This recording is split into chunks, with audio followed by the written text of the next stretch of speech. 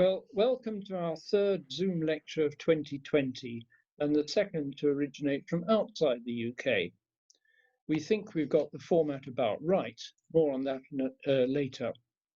In selecting ideas for our talks, I'm often guided by topics raised in, say, The New Scientist or elsewhere, but I long had the feeling that not much was happening around the cosmic web and its filament network structure.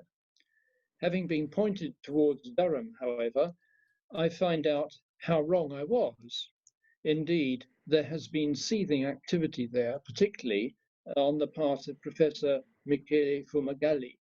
In 2020, he relocated to Milano Bicocca University, but did not hesitate to offer this talk to the friends from there.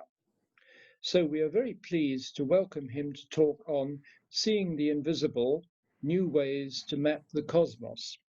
He will speak for about 45 minutes and is happy to answer questions for about 15 minutes.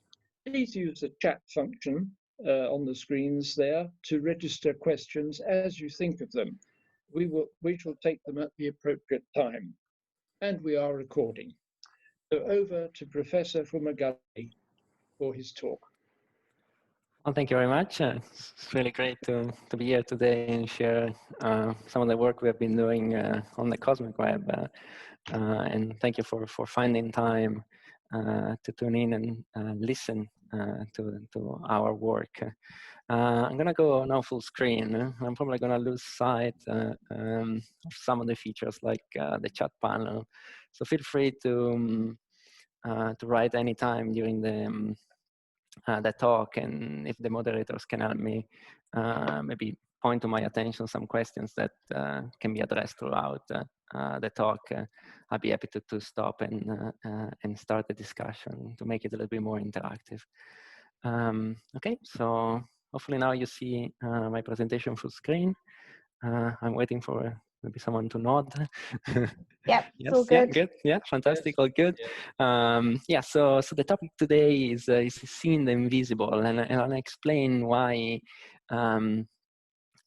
we talk about the invisible soon, and I'll conclude with a good news that this visible is now becoming a little bit visible. So that's very exciting.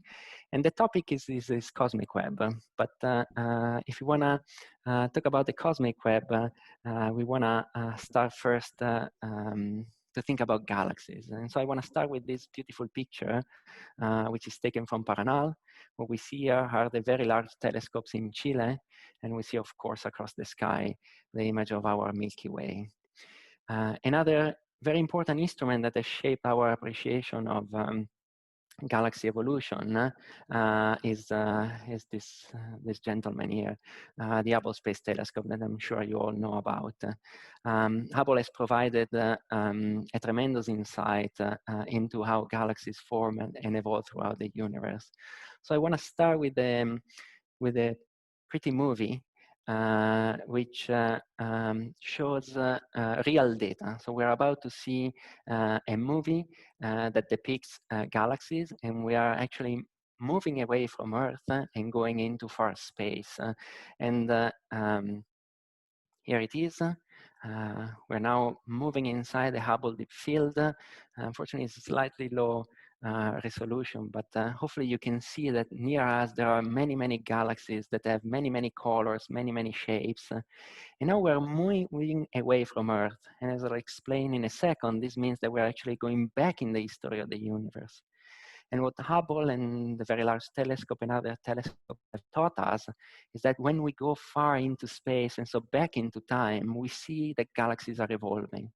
I hope you're now already noticing that something has changed. We had galaxies of many, many colors, many, many shapes. And now that we are going deep into the universe, we actually only see very compact galaxies that tend to be a little bit more irregular, and they are very, very blue. So something is happening throughout the cosmic history that shapes the evolution of these galaxies. And what we want to do is try to understand why there is this evolution and why the cosmic web in particular is playing a role into this picture. And so first I want to just briefly touch on this idea that I already mentioned, that going back in time means, going back, going far from us, going deep into space is equivalent to travel back in time. I'm sure that many of you are already familiar with this concept, but I think it's nicely illustrated by the idea of taking a picture somewhere, say in Australia, in Sydney. And so suppose you're in Sydney and you take a picture on Sunday night around 9 p.m. And then you want to send this picture to a friend, to your friends that are, say, in Italy, in Europe, in the UK. And you do that through mail. So it takes time for the mail to actually reach Europe. And so by the time it gets there, it's Friday or the next week, and it's 10 a.m. And so your friend picks up this picture and sees basically how Sydney was the week before at 9 p.m. And so this is what's happening in the universe, where we're here on Earth. And we get continuously postcards, basically, that are being sent by objects in space. And so the light that comes from the sun takes about 8 minutes to reach us. And so when we look into the sky, we're basically looking at the picture of the sun as it was 8 minutes ago. And then if you start going farther and farther from us, then because the speed of light is finite, there is just a defined value which is not infinite, it means that the farther you go, the more time it takes. And so if you look at the closest stars, then it takes about a few years for the light of these stars to come to us. And when you actually start looking at galaxies, now it takes millions and billions of years. And so by looking far from us, we can actually reconstruct the cosmic history of these galaxies. And so we can do this, and we can do a measurement. And so a very important plot that will be with us during this talk is this one, and I'll walk you through it. So basically, we're doing now a measurement. So in the movie, we noticed that going away from Earth and going back into space was equivalent to seeing a galaxy population that was evolving and was turning bright blue. So what does that mean? What's that bright blue? So bright blue is a sign that these galaxies are being very active, and they're converting a lot of gas into new stars that tend to shine in very blue colors, in the ultraviolet. And so we can use that fact to basically measure how many stars are being forming in galaxies as a function of their distance. And so, as I just explained, as a function of their time in cosmic history. And this is what is shown here. So on this axis up here, we have a measurement of how active galaxies are. If you are down here at the bottom, you're not particularly active. And if you go towards the top of the scale, then you're very, very active. And then on this axis here, the horizontal axis, we are looking at redshift, that is a measurement of distance or time, basically. Oops, sorry. And so we are seeing here basically a look back time. So 0 is the present day, and going in towards the right means going towards the Big Bang, the origin of the universe. And what we see, all these measurements here, suggest that galaxies from today, going back in time, become more and more active. So there is a maximum in their activity about 10 billion years ago, and then that activity declines. So if you want to understand the evolution of galaxies, basically we need to understand the physics behind this change in the evolution. And for this, we can develop a theory and ask for some help from supercomputers. So this is what we do. So we develop a cosmological model. We develop computer simulations. This is a pretty picture of a supercomputer where we have many small units that are connected together, and so all together they become a huge computing facility. And what we can do in these computers is basically try to predict the history of the universe. And we do this starting from something that is quite close to first principle. We know that the law of gravity's work in our universe. We know how to treat the evolution of fluids, and so gas inside the universe. And we start from what we think is the starting point of the universe. So following the Big Bang, we have this idea that the universe is a somewhat homogeneous distribution of gas and matter, but it's not all completely homogeneous. There are some perturbation, and this perturbation with time become the galaxies we see today. And so we can do this experiment basically in a computer and develop a model for galaxy evolution. So this is shown here. What I'm showing here is the result of a computer simulation. And what you see now is the distribution of matter. As I said, is not homogeneous. There are some regions like the blue one here that you see that are denser than other. And then you see this purple region. These are the regions that are so dense that basically start attracting matter from all around. And this are what we call halos and are basically the cradles inside which galaxies form. Now this movie is gonna switch and show what we think is happening to the gas content of the universe. And what you'll soon see, you will soon see, is that there is a lot of activity also from the point of view of the gas physics. And so you already start seeing something happening inside these galaxies. You see this sort of fireworks in red here. And then if you pay close attention, you also see that in green, there is material that is moving along this structure. So I'm gonna pause the movie here for a second, maybe find a slightly better view. Yeah, this would do. And so basically, this is a snapshot of the simulation that summarizes basically our key understanding of the cycle that regulates the evolution of galaxies. And so, as I said, we have here in this region a very high density galaxies that are forming inside our universe. And we see that these galaxies are not randomly distributed, but they are connected along this filamentary structure. Well, this is the cosmic web.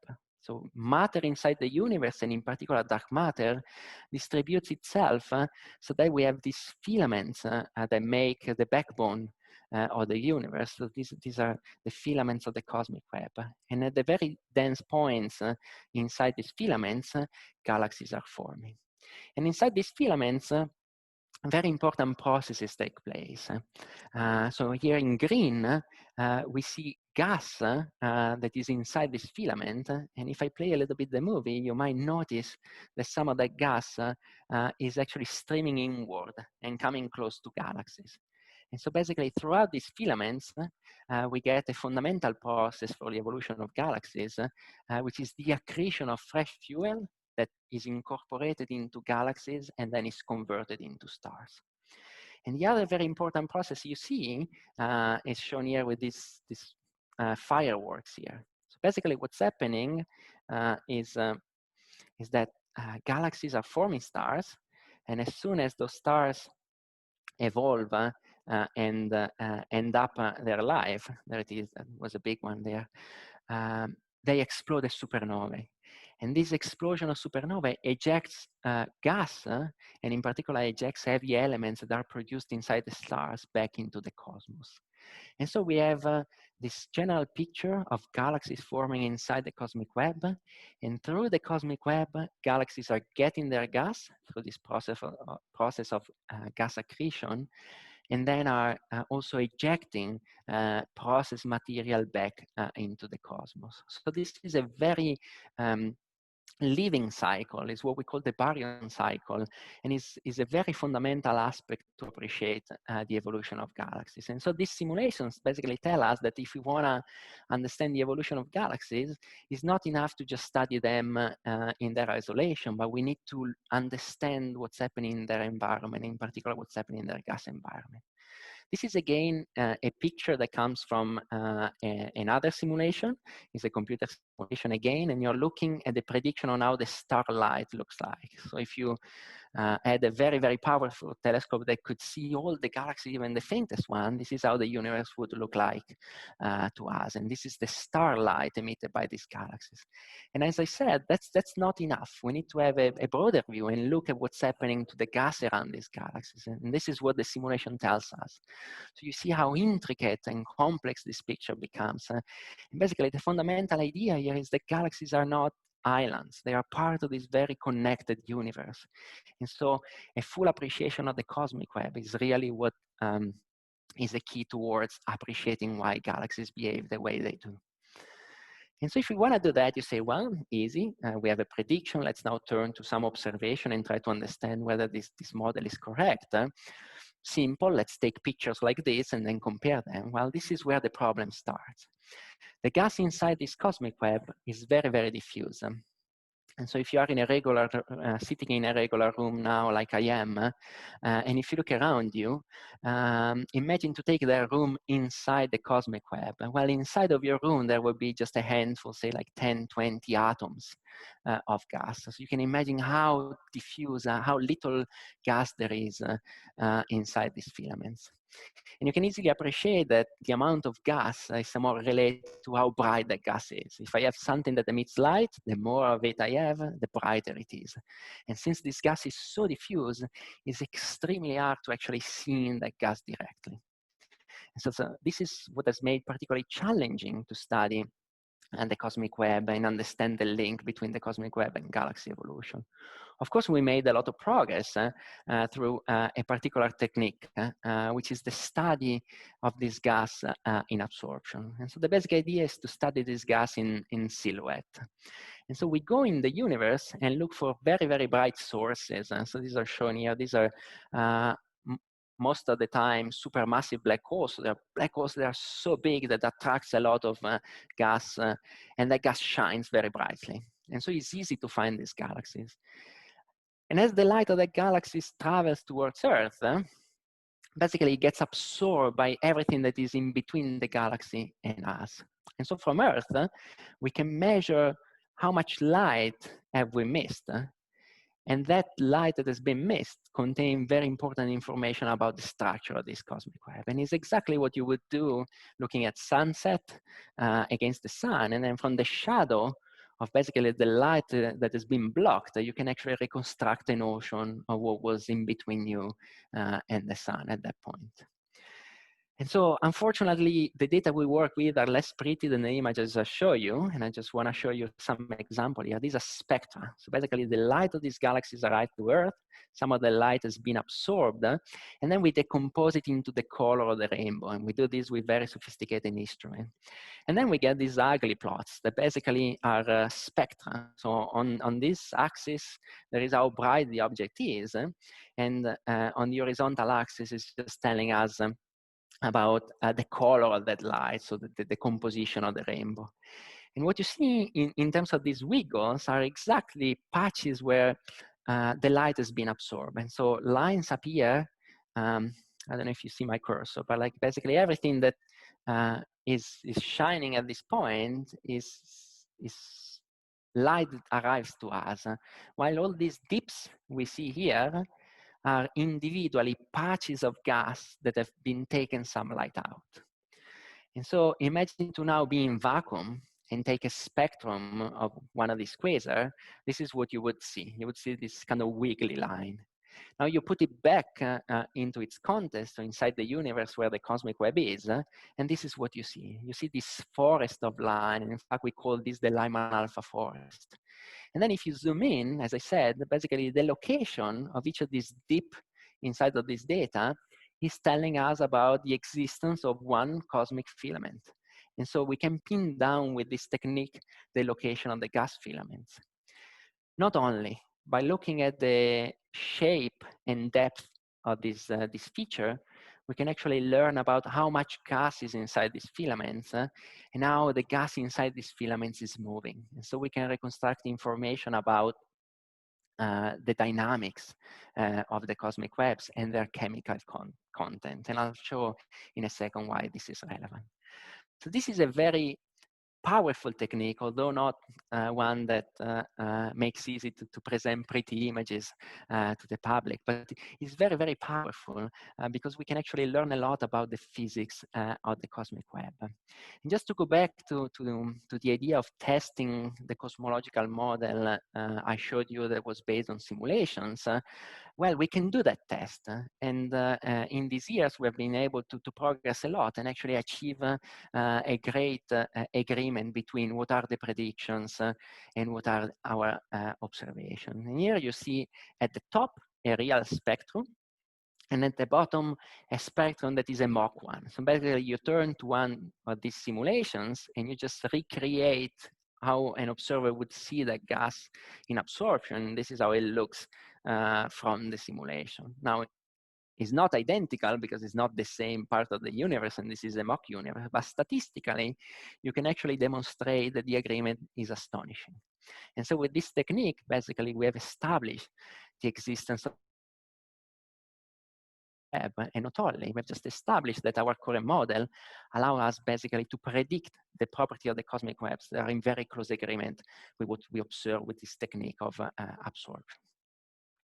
Now, this is all nice and good, but it tells us just basically broadly about the structure of the cosmic web. And we would like to know more about its evolution, and in particular start connecting it with the evolution of galaxies. And so in terms of the evolution, this is another prediction we can make with the simulation. And so to the right, I'm showing again two images of the gas distribution inside a simulation of the cosmic web. And you see at the very bottom right, a panel of a snapshot that is very, very far from us. So when the universe was very young.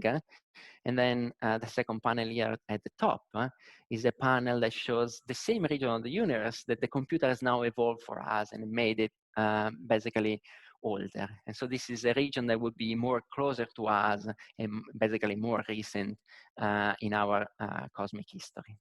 And you see by eye that there is basically an evolution in the structure. The universe is expanding, so this cosmic web is changing, and in particular, its density is changing. It looks very compact and dense at early time, and it looks more diffuse and full of these empty regions at later time. And so you can actually see confirmation of this prediction again into data, where, as I said, when we look at the spectra, the dips we see in the spectra are telling us about the allocation of the filaments. And then here at the bottom, showing real data taken in the early universe. And so you see how many dips we have. So we have a very thick forest of these absorption lines. While as time progresses, we go towards later time, and you see that the picture changes. Now we have more noticeable dips that are more in isolation. And so basically this is again confirming in a quantitative sense, you can actually do a quantitative analysis, that the picture that we have in terms of the evolution of the cosmic web matches what we think, matches what we see in the observation.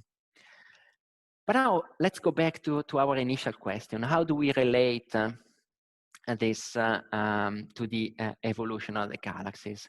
Well, the hypothesis we can make is that since this cosmic web is evolving and is denser at early time, and then it gets more and more diffuse at later time, the efficiency with which gas is transferred from this diffuse region of the universe to the galaxies changes with time. And so it's that change of how quickly basically material can be provided to a galaxy that we think is responsible in shaping part of this evolution in the activity of galaxies. And so the evolution of the cosmic web is basically intimately connected with the evolution of the efficiency in delivering fuel for the formation of new stars. And then this is what we think is the cause for the observed evolution in the activity of galaxies that is depicted in this plot, which we described at the beginning. Now, that's just one part of the story, because as I said, there is also a lot that is happening inside galaxies. And we've seen before this pretty picture and these dramatic effects that I described being associated with the evolution of stars. So as I said, during the history of the formation of new stars, basically you get a stellar population inside the galaxy, and that stellar population is evolving with time, and some of these stars then end up as supernovae. And when they explode, they inject back into the universe and inside this cosmic web a lot of energy, but also a lot of gas, and that gas has been actually processed through the the formation and the activity that happens inside the stars. And so basically, what is a star? A star is just a ball of gas that for a living converts hydrogen, which is the most abundant element and the simplest element forming in the universe, into heavier elements, so carbon, nitrogen, oxygen, all the elements we see on Earth, one way or another, are related to the evolution that is happening inside of the stars. And when these stars are exploding, they are ejecting back into the universe this enriched material. Well, this is, again, something that we understand from the point of view of the theory of the stellar evolution. And can we look at the cosmic web and try to understand whether this is consistent with our observation? And well, the answer is yes. So this is now another graph that is very similar to the one I showed you at the beginning. So we, again, on the horizontal axis, we have time going from left to right. We go from present day to early times. But now, on this axis here, instead of showing the activity of the galaxies, I am actually showing how much is the content of these heavy elements inside the universe. And so the scale goes from this -4, which means that not many heavy elements are there, is mostly hydrogen what we see, up to 0, which is the metal content we see today in the sun. And so what you see with these points is measurements done throughout the history of the universe, again, in this technique of looking at the gas in absorption and also looking at the gas around the galaxies. And what you see is this trend that with time, we see that the gas inside the universe is progressively getting more and more enriched. And so the picture that comes from simulation, I want to show you another example here, is in line again with this progressive enrichment of the cosmic structure. Here you see many panels. Is again the evolution of the universe. If you just pay attention to the box, you see on the left-hand side the evolution of the density. Oops, sorry, the density of the gas, and then on the left. Here on the right, you see the distribution of heavy elements. And as you see, as the evolution of the universe goes forward, you see that these purple bubbles are now slowly growing and expanding. And so if we now fast forward a little bit, you see that as galaxies become more and more active and you see this firework taking place, you see also that metals, so these heavy elements are being injected inside the cosmic web, and progressively you see that the filaments that make the cosmic web are being enriched. And so again, there is confirmation of the process in our observation of the cosmic web, as I just described here on the left-hand side. Okay, so we can now add this information, and apart from the qualitative picture, you can also then connect this back to this original plot I showed, the plot of the activity of the galaxies. Because basically, you can forecast, given a certain activity of the galaxy, how much content in heavy elements you expect in the universe. And there seems to be not a spectacular agreement, but some level agreement in terms of mapping the evolution of the activity of the galaxies with the activity with the production of these heavy elements. And this is actually a fairly open and interesting question for research, and is trying to now account for all the material that's being generated by the stars and see whether we can trace the material back into the cosmos. And we don't really have a definite answer yet. There are still some unknown, some things that don't quite match. But broadly, the picture seems to be consistent. We are still trying to work out some of the details of that evolution. And now, this brings me to perhaps what is one of the what I think is one of the most exciting bits of studying the cosmic web. And brings us to this idea of trying to get direct images of the web. And so, as I said at the very beginning of the talk, we have gas that we want to study. This gas is connected to the evolution of galaxies. I showed you how we can trace the evolution of the cosmic web basically to the evolution of the star formation inside galaxies. And then we can also look inside the cosmic web for the presence of these heavy elements that tell us about the past activity of galaxies. But it's a little bit unsatisfactory that we have to rely only and always on this technique of absorption line, because albeit very powerful, is not very good in giving us detailed ideas on how that matter is spatially distributed inside the universe. And this is because these very bright sources that we use, so these quasars, are a bit rare to find. There are not many of them in the sky.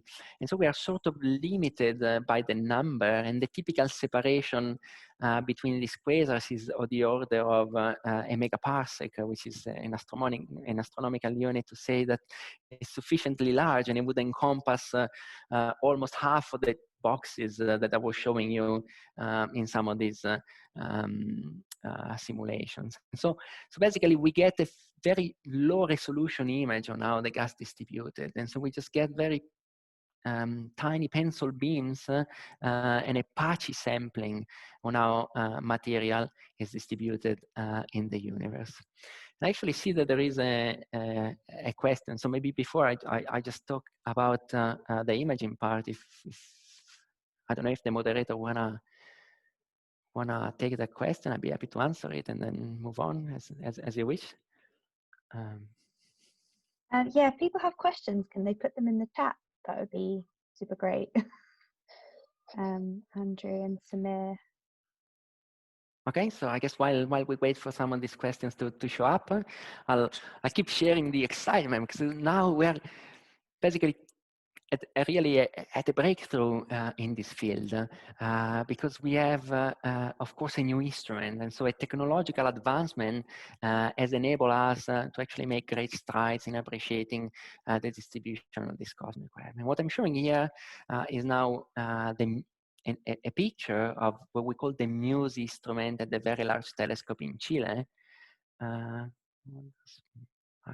3 mean? Yes, I see a question. What does Mach 3 mean? Yeah, megaparsec cube. Yeah, thank you very much. Yeah, so that's is one of these units I was citing. So a megaparsec, if we turn it into centimeter, is something of the order of 10 to the 18. So it's basically is a 1 followed by 18 0, and this is a measurement of length in centimeters. It's a economical way to measure the size of the universe. And then when we actually, since that's a length, when we actually look at volumes, we express that in terms of megaparsec cube.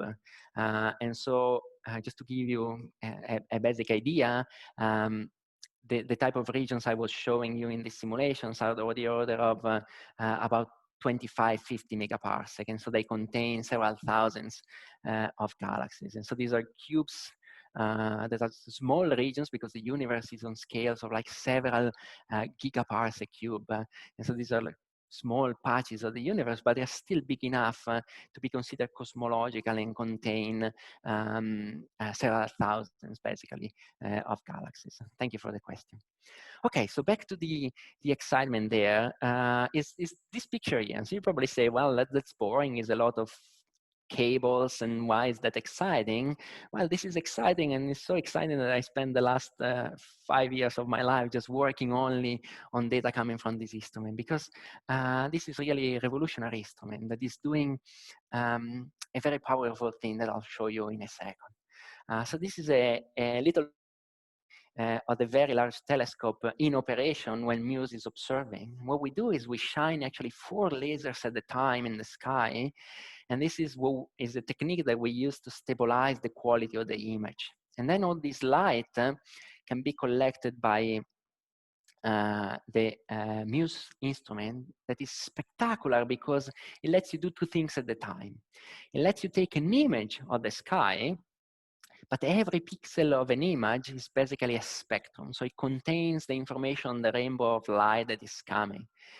And that is happening on a sufficiently large field of view that we can actually image a sufficiently interesting patch of the universe and then study in detail the light that comes from that tiny little pixel of the image that is focusing on a tiny volume of the universe. And combining this instrument with the big aperture of the Very Large Telescope, we can finally get a glimpse of the cosmic web in emission. And so I'll show you first how MUSE works, and then I'll show you some of the first images of the cosmic web. So this is now a movie made by ESO, in which we see what we call the data cube. So these are the data that comes from MUSE. And basically you have an image here, and you see an image of a galaxy.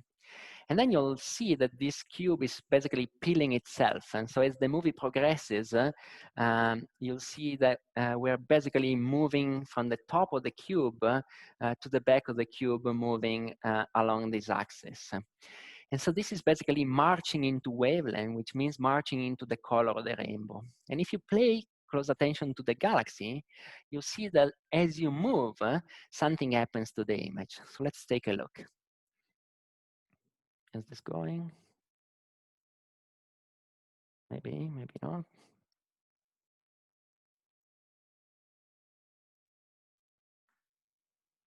Okay, I'll start it over, sorry. Yeah, there we go, now it seems to be working.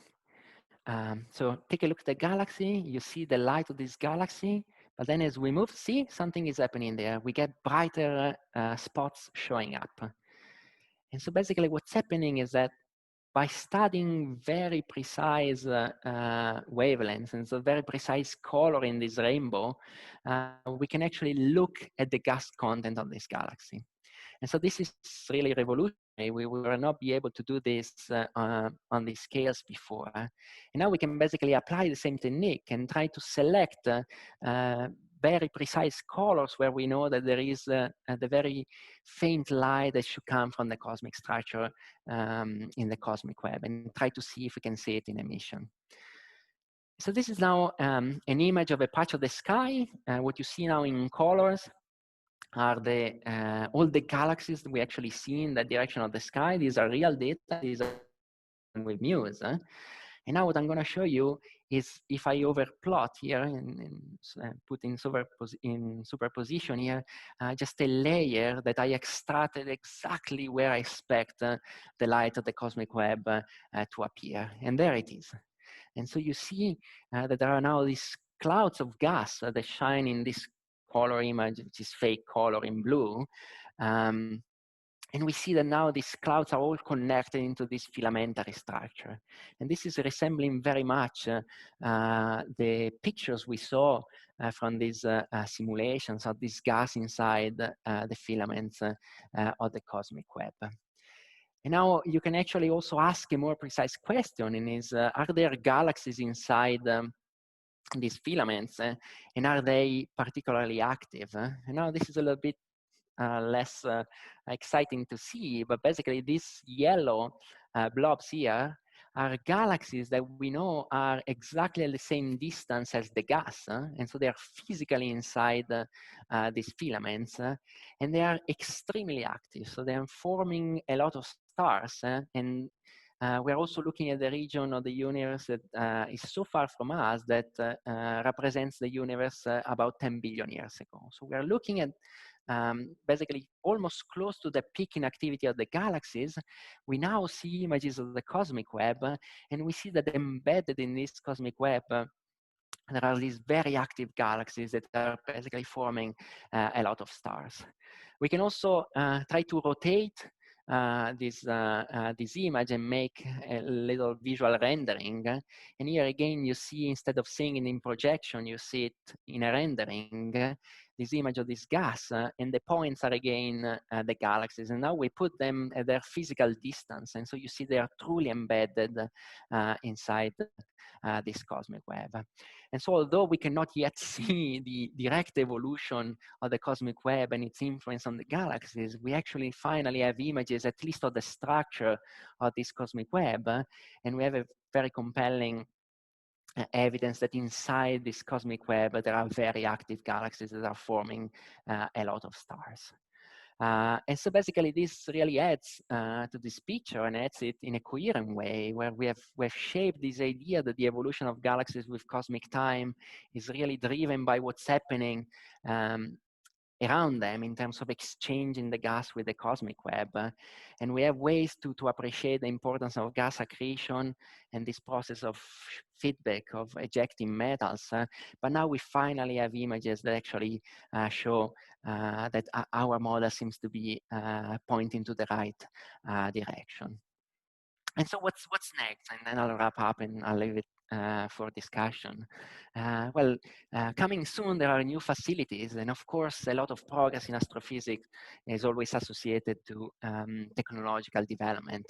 And so something that is very exciting and hopefully will come soon. If you follow this, there are some interesting twists and delays associated with the launch of the next space telescope, which is the James Webb Space Telescope. But hopefully that will happen next year. And once it is launched, we'll be able to actually use this telescope to study again the light of this cosmic web, but then select not just the light we can see with MUSE, but other particular colors of the rainbow that tells us a lot about the physics of this gas, and in particular the density and the structure of the densest bits. And so we'll be able to actually use the James Webb Space Telescope to actually learn a little bit more about the physical properties of this cosmic web. Here I had a nice movie of the deployment of JWST, but I guess you've probably seen it already, but in sake of time, I'll skip it, but I'll tell you also where to go and grab it on the cosmic web, on the, not cosmic, on the real web, if you're interested into it. And then the other great breakthrough that will happen in the field for technological advancement is the development of these 30-meter telescopes. And so it's the next generation of telescope that we'll see in the next decade, probably in the next 20 years. The European one is called the ELT. In his design, and actually is more than a design, because this is a real picture of top of a mountain in Chile that has been basically flattened to make space for this giant telescope. And I just want to play you this movie because it's kind of cool, and it shows a rendering of the construction of this new telescope. But basically with this new telescope, we'll be able to do science similar to the one we are doing now with MUSE, but basically with a much larger collective area. And so we'll be able to actually look at signals that are less bright, and so study in more detail the distribution and the property of the cosmic web. And I want to now end with the picture I just showed you at the beginning. So we're coming back on Earth and basically leave you, well, with this pretty picture. And the idea that I find quite fascinating is that the universe contains a lot of mysteries that often are actually unseen to us if we look at the sky with naked eye or with some of the telescopes. The light we see is really not telling us about everything that is in the universe, but with time and with progress, it's kind of fascinating to see how we actually come to appreciate a lot about the physics of the universe, the physics of the evolution of the galaxies, also studying what is unseen and actually uncovering a little bits of this mystery as we go forward. So I would like to thank you very much for tuning in today and joining us, and I'll be happy to take a question at this point.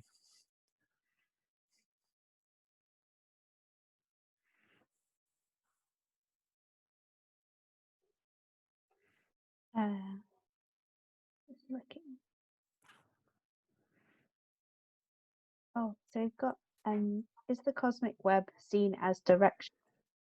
Yes, I'm not entirely sure what is meant with directional, but if I understand the question is, so the idea is whether there are basically favorite direction inside the cosmic web. And so it's certainly not random.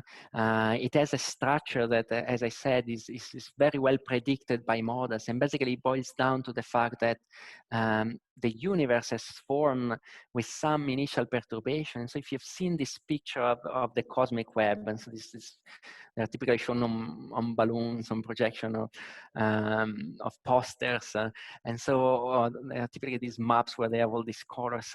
So these are maps that tell us actually how the universe was initially, how matter was initially distributed in the universe.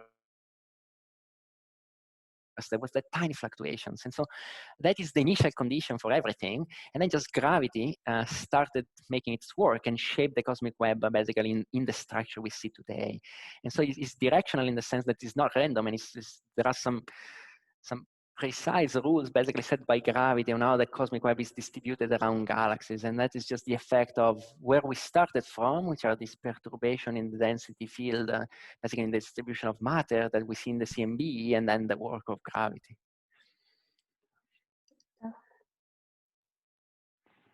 I know a couple of people had hands up earlier, so if you do have a question, do feel free to put it in the chat box.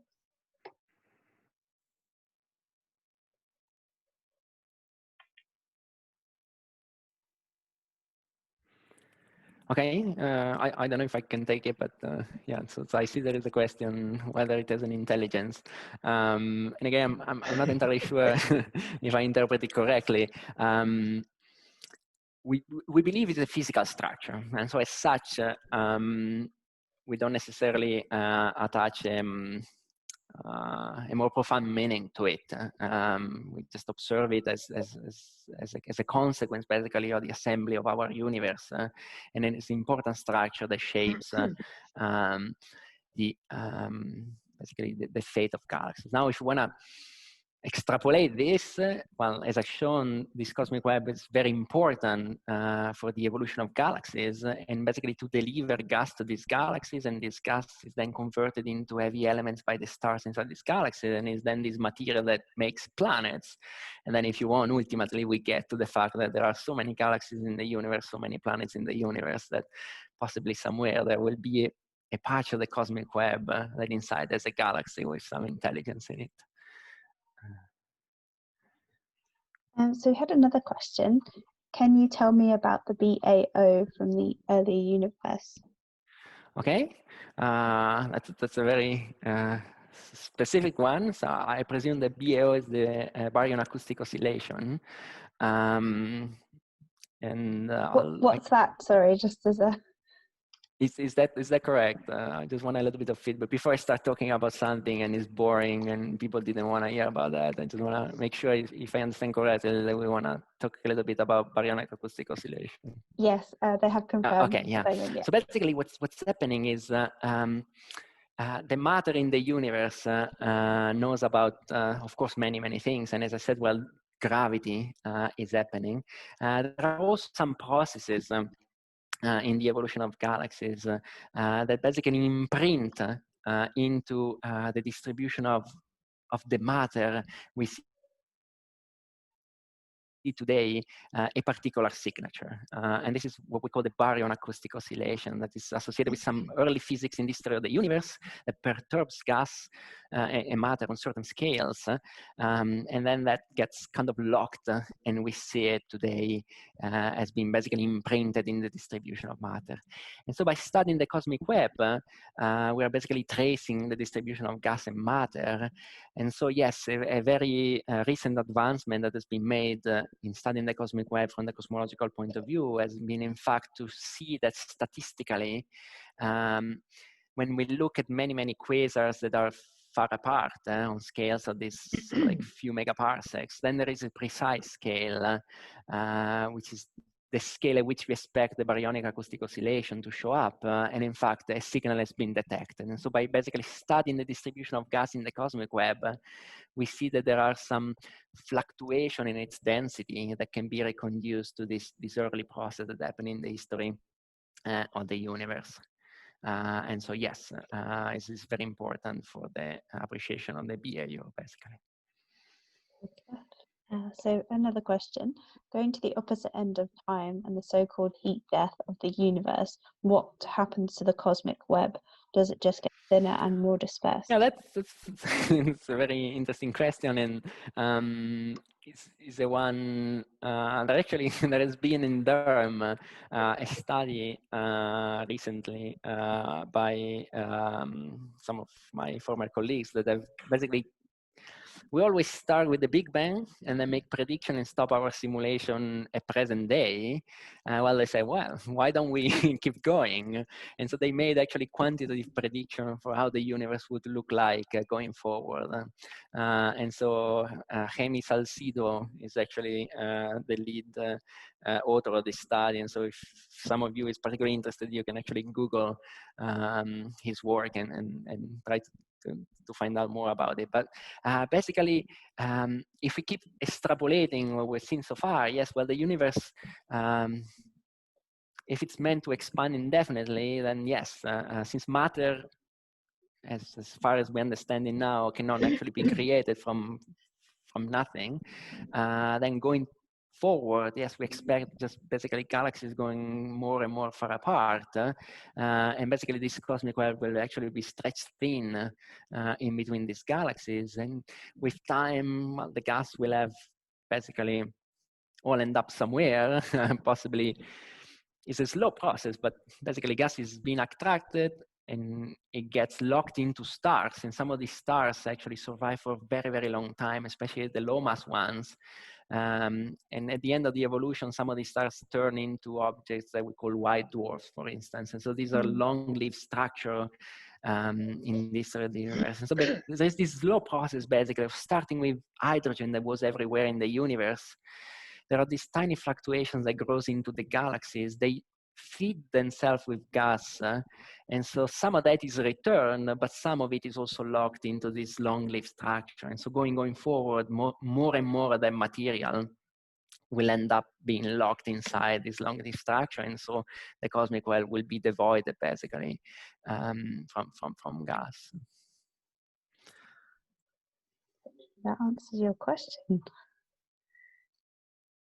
Yeah, I think that answered my question. It's one of these great speculation things, and keeps people like Sir Roger Penrose pretty busy, and others. So we've still got 5 minutes for more questions. If people something they didn't quite understand, there's the time to put your hand up or write something in the chat box.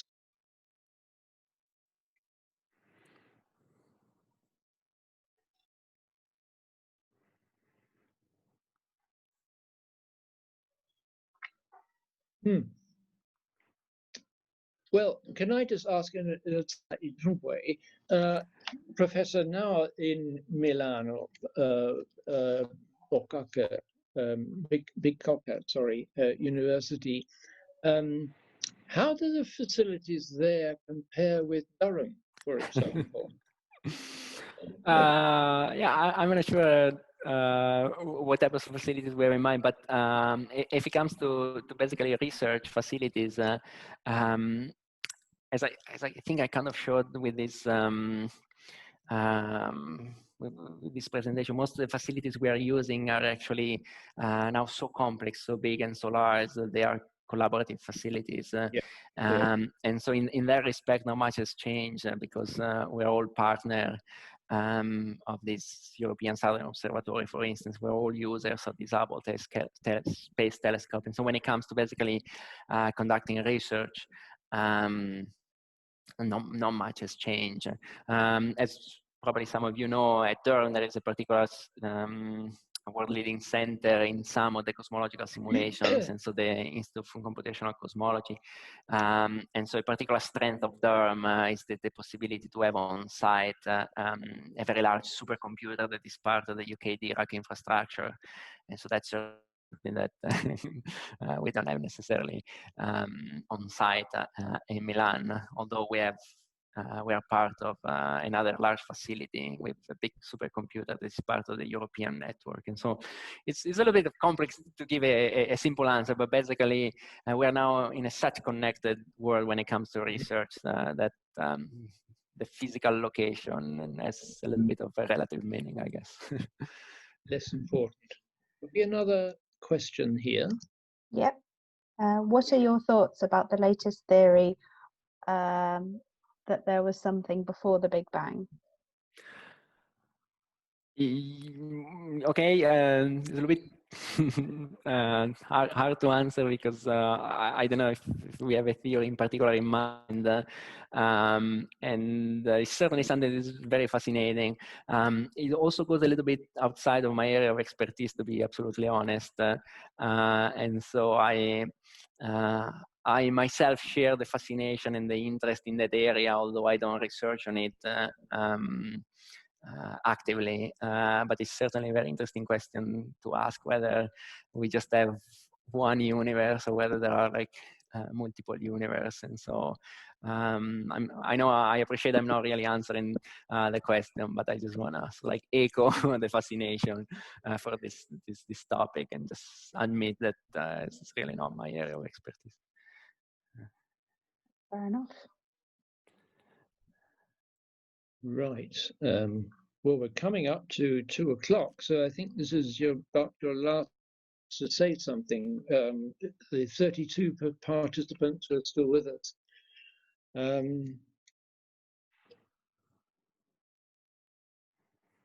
Otherwise, yes, something has come up.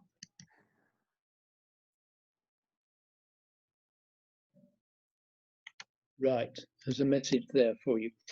Well, I think it is time for me to thank Professor Fumagalli warmly for trying to condense 5 years' work into a few minutes to show us. And there were some, I must say, some generally new concepts and certainly images on all this cosmic web thing. And it is so satisfying to have found something where a lot of work was going on, but not everybody knew about it. And obviously, with the new telescopes coming on stream shortly, where if they don't get delayed by one thing or another, we shall be able to look at things in even greater detail. It will be absolutely fascinating. So, thank you very much indeed. I'll just say that we shall have another Zoom talk on the 3rd of December. Details will be posted soon, but I can reveal that it will cover also the UK's contribution to the International Space Station. So watch our RAS feed on that matter. So Professor Fumagalli, thank you once again. Well, thank you very much for inviting me and for having me today. Great images, which has been recorded, so we can actually get back in and have a look at them if we want. They're quite understandable the first time round. Thank you very much. Thank you so much. Thank you for your time.